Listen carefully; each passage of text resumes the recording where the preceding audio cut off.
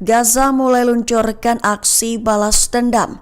Mulai hujani wilayah Tel Aviv, Israel dengan bombardemen rentetan roket milik Brigade Al-Qassam. Mengutip Tribun News pada 8 April, hal itu diutarakan oleh sayap militer Hamas dalam pernyataannya pada 7 April 2025. Dilaporkan bahwa penyerbuan kemarin menandai eskalasi baru dalam konflik yang terus membara di kawasan tersebut, di mana Al-Qassam meluncurkan serangan roket bergelombang ke kota-kota di selatan Israel Minggu 6 April malam. Al-Qassam menyatakan rudal-rudal yang mereka luncurkan adalah bentuk perlawanan atas penindasan yang terus terjadi, termasuk terhadap Masjid Al-Aqsa.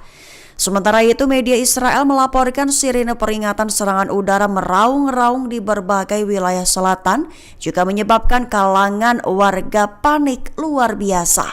Militer Israel mengonfirmasi ada sekira 10 roket ditembakkan, sebagian besar berhasil dicegat. Namun pecahan peluru tetap melukai sejumlah warga dan menyebabkan kerusakan di beberapa area. Mantan Perdana Menteri Israel Ehud Barak membongkar satu-satunya cara untuk mengalahkan Hamas. Ia bahkan menyentil rencana dari negara Arab, Saudi, dan Mesir. Mengutip Tribun News pada 8 April, hal itu diutarakan oleh Barak dalam sebuah wawancara yang diadakan baru-baru ini. Dalam pernyataannya, Barak menyatakan bahwa satu-satunya cara yang realistis adalah mendengarkan Arab Saudi dan Mesir, di mana keduanya menjadi sosok yang telah mengajukan ide idealis untuk mendirikan pemerintahan teknokratis Palestina yang akan mengendalikan kawasan Gaza. Artinya bahwa satu-satunya cara itu yaitu menggantinya dengan entitas lain yang sah menurut hukum internasional, juga menurut masyarakat internasional, negara-negara Arab tetangga, anggota perjanjian damai kesepakatan Abraham dan warga Palestina sendiri. Diketahui beberapa negara Arab dan Mesir mensyaratkan agar Hamas lengser dari kekuasaan di Gaza untuk memperoleh bantuan pembangunan internasional. Sementara Hamas sudah menyatakan siap menyerahkan kendali kepada Komite Persatuan Palestina. Adapun Barak mempertanyakan perluasan operasi militer Israel yang justru bisa menghambat perundingan dan membahayakan Sandra sendiri. Dengan begitu, ia menilai Benyamin Netanyahu tidak memiliki tujuan yang jelas dan realistis, serta mengingatkan agar Israel tidak mengulangi kesalahan seperti di Vietnam, Irak, dan Afghanistan. Hamas menegaskan bahwa neraka di Israel untuk warga sipilnya telah dimulai. Aksi balas dendam telah diluncurkan. Mengutip Tribun News pada 8 April, hal itu menurut pengumuman dari Brigade Al-Qassam, sayap militer Hamas dalam pernyataannya baru-baru ini. Dilaporkan bahwa aksi balas dendam Qassam telah dimulai sejak Minggu 6 April malam, di mana Hamas meluncurkan serangan roket bergelombang dengan target adalah kota-kota di Israel bagian selatan. Serangan itu dilaporkan telah menghasilkan kepanikan luar biasa bagi pemukim sipil, lantaran sirine peringatan serangan udara meraung-raung di berbagai wilayah. Dalam pernyataannya, Brigade Al-Qassam menyinggung kata-kata yang kerap digemakan Amerika Serikat dan Israel soal akan terciptanya gerbang neraka di Gaza. Namun dari rentetan serangan rudal yang mereka luncurkan, Qassam menyebut bahwa neraka dari mereka untuk Israel sudah dimulai, di mana rudal-rudal Hamas telah menghujani pemukiman sipil, mengguncang entitas yang runtuh, dan menebarkan teror ke dalam hati para prajurit serta pemukimnya.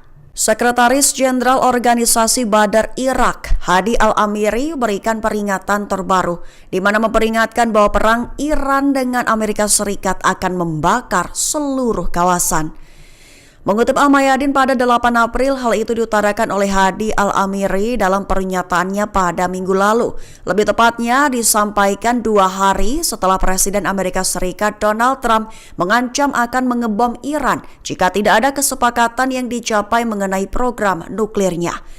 Hadi Al-Amiri memperingatkan bahwa perang antara Iran dan Amerika Serikat tidak akan menjadi perang yang mudah atau urusan sederhana, menegaskan bahwa perang mereka akan membakar seluruh kawasan. Hadi Al-Amiri menekankan bahwa tidak seorang pun boleh berasumsi bahwa Irak dan negara-negara lain di kawasan akan berdiam diri jika perang pecah antara Iran dan Amerika Serikat. Militer Yaman gempur kapal perang milik Amerika Serikat di Laut Merah dan targetkan wilayah Israel, mengklaim bahwa pesawat tak berawak alias drone Yafa menjadi senjata utama. Mengutip Al-Mayadin pada 8 April, hal itu diumumkan oleh juru bicara Brigadir Jenderal Yahya Sari pada Senin 7 April 2025. Lebih tepatnya, serangan itu dilakukan dalam operasi terpisah, namun operasi terhadap target militer di Israel dan Laut Merah itu tetap dilakukan oleh Angkatan Bersenjata Yaman atau YAF. Rinciannya, Angkatan Laut dan unit UAV YAF dilaporkan telah melakukan operasi militer gabungan, di mana targetnya adalah 2 kapal perusak Angkatan Laut Amerika Serikat dengan sejumlah rudal jelajah dan drone, menekankan bahwa Angkatan Bersenjata Yaman akan terus menargetkan armada Angkatan Laut musuh di Laut Merah. Sementara itu, Yaman diketahui juga melancarkan serangan terhadap target militer di kota Yafa, Israel dengan drone Yafa, menekankan bahwa kejahatan yang dilakukan terhadap rakyat Yaman dan penargetan fasilitas sipil di beberapa provinsi menegaskan kegagalan musuh dalam mencapai tujuannya. Asisten pribadi Presiden Republik Indonesia Prabowo Subianto, Agung Surahman, ucapkan permintaan maaf lantaran harus sampai dijemput secara pribadi oleh Prabowo dengan pesawat kepresidenan RI di Bengkulu. Mengutip Kompas.com pada 8 April, permintaan maaf itu diutarakan oleh Agung Surahman pada Senin 7 April 2025. Agung atas nama pribadi memohon maaf terkhusus kepada seluruh pimpinan dan masyarakat Bengkulu mengingat adanya kejadian penjemputan pribadi oleh Prabowo yang disebutnya di luar dugaan dan mendadak. Selebihnya, Agung menjelaskan bahwa Prabowo seharusnya bertolak ke Malaysia pada Minggu 6 April malam untuk bertemu Perdana Menteri Anwar Ibrahim. Lantaran Agung diminta mendampingi, ia berencana terbang dari Bengkulu ke Jakarta namun kehabisan tiket. Prabowo akhirnya memutuskan menjemput Agung langsung ke Bengkulu sebelum melanjutkan penerbangan ke Malaysia.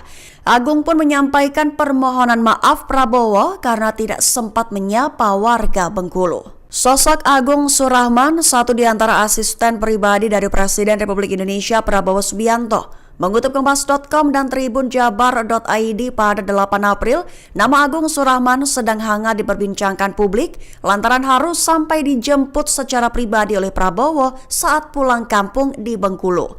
Agung sendiri telah menjadi sekretaris pribadi Prabowo sejak 6 Juni 2020 lalu. Ia juga diketahui merupakan ketua umum relawan Sanak Prabowo Bengkulu. Agung Surahman terpilih menjadi ASPRI melalui Rapat Nasional Partai Garuda. Saat itu Prabowo menanyakan kepada hadirin apakah Agung layak untuk menjadi ASPRI. Setelah dijawab iya oleh seluruh yang hadir, Agung pun terpilih menjadi ASPRI Prabowo. Sebagai informasi, Agung masuk sebagai anggota Gerindra melalui pelatihan kader selama 3 bulan. Lulus pelatihan kader, ia bersama 9 kader Gerindra lainnya ditunjuk untuk mengurus kantor pusat partai di Jakarta. Diketahui sebelum menjadi ASPRI Prabowo, Agung pernah bekerja sebagai pegawai bank di daerah Sumatera. Ia juga dikabarkan pernah bekerja sebagai admin perusahaan hingga wirausahawan. Hubungan Turki dan Iran dikabarkan sedikit renggang karena konflik Suriah. Mengutip Tasnim pada 8 April, menanggapi hal itu juru bicara Kementerian Luar Negeri Iran Ismail Baghei bersuara. Perlu diketahui Baghei mengatakan Iran telah dengan jelas memperingatkan Turki sejak awal terkait perkembangan di Suriah, di mana bahwa rezim Zionis akan menjadi satu-satunya pihak yang diuntungkan dari kekosongan kekuasaan untuk mengulangi kejahatannya di negara-negara Islam. Mengecam serangan Israel yang telah menghancurkan infrastruktur Suriah dalam beberapa bulan terakhir.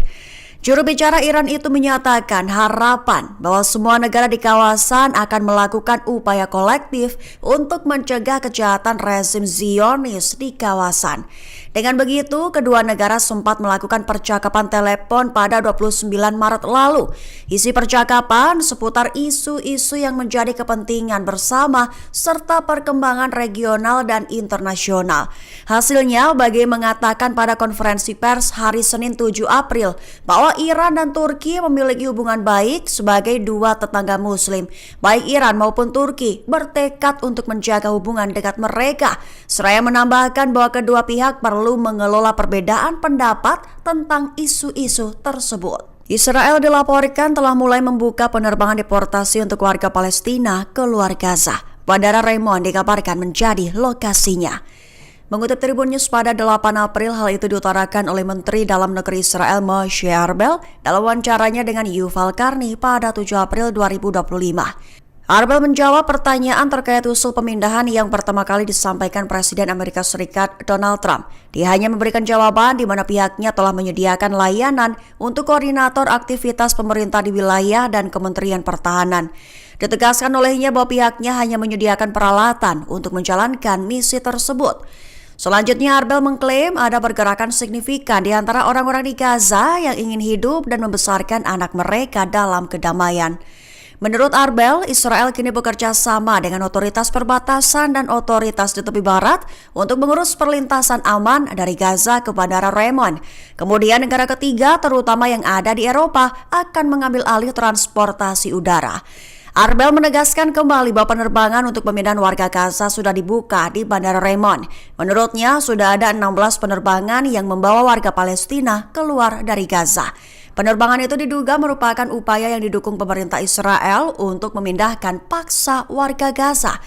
Arbel dilaporkan tidak merinci ukuran atau kapasitas pesawat deportasi itu atau juga jumlah penumpang dari Gaza dan negara tujuan.